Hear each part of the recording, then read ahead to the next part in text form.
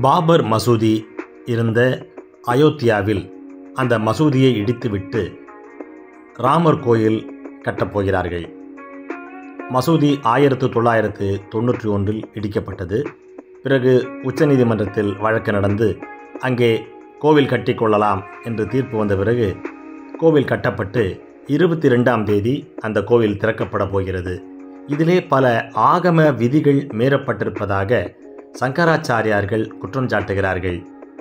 எதற்கு இப்படி அவசரமாக கோவிலை கட்ட வேண்டும், அதை ஏன் இப்போதே திறக்க வேண்டும் என்றும் கேள்வி எழுப்பப்படுகிறது.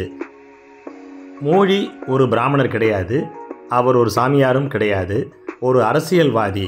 இருந்தாலும் அவர் எப்படி கோவிலிலே ஒரு சிலையை பிரதிஷ்டை செய்யலாம் என்று மிகப்பெரிய சர்ச்சை கிளம்பியுள்ளது.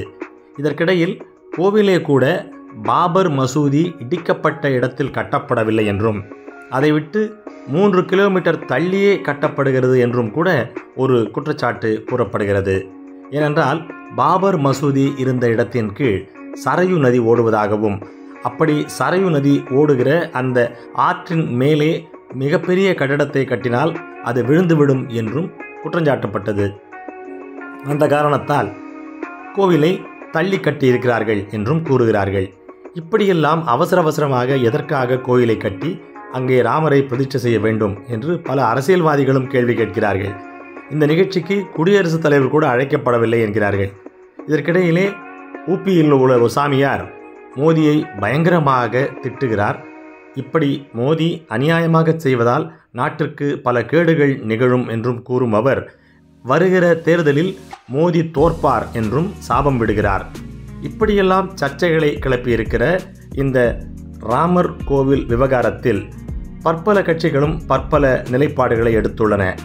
சனாதனத்துக்கு ஆதரவாக பேசிய அதே பிஜேபிக்காரர்கள் இப்போது மோடிக்கு ஆதரவாக சனாதனத்துக்கு எதிராக சாமியார்களுக்கு எதிராக பேசுகிறார்கள். அதாவது ஆகம விதி என்று எதுவும் கிடையாது, மோடி அதற்கெல்லாம் அப்பாற்பட்டவர் என்பதே பாரதிய ஜனதா கட்சியின் கட்சி பொறுப்பாளர்கள் கட்சி உறுப்பினர்களின் கூற்றாக இருக்கிறது. உதயநிதி ஸ்டாலின் கூட இதேதானே நானும் சொன்னேன், என்னை எப்போது பாய்ந்து கடித்தீர்களே என்றெல்லாம் பேசியிருக்கிறார். பிரதமருக்கே சாதி புறக்கணிப்பு என்றால் சாதாரண மக்களுக்கு என்ன ஆகும்? இதுதான் சனாதனத்தின் உண்மையான உருவம், இதைத்தானே நான் எதிர்த்தேன் என்று உதயநிதி கூறியிருக்கிறார். இதற்கிடையில் லாலுவின் மகன் ராமர் என் கனவில் வந்தார், நான் இந்த கோவில் திறப்பில் கலந்து கொள்ள மாட்டேன் என்று கூறினார் என்றும் ஒரு புது குண்டை போட்டிருக்கிறார்.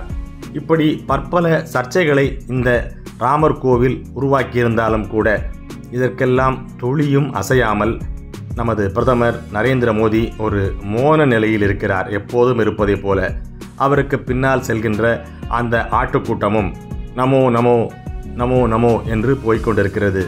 இப்படி மோடி நாட்டை மதத்தை அனைத்தையும் கெடுத்து கொண்டிருந்தாலும் கூட அவரைத்தான் ஆதரிப்போம் என்று இந்த ஆட்டு மந்தை கூறுவதால் நாட்டுக்கு என்ன நிகழப் போகிறதோ தெரியவில்லை.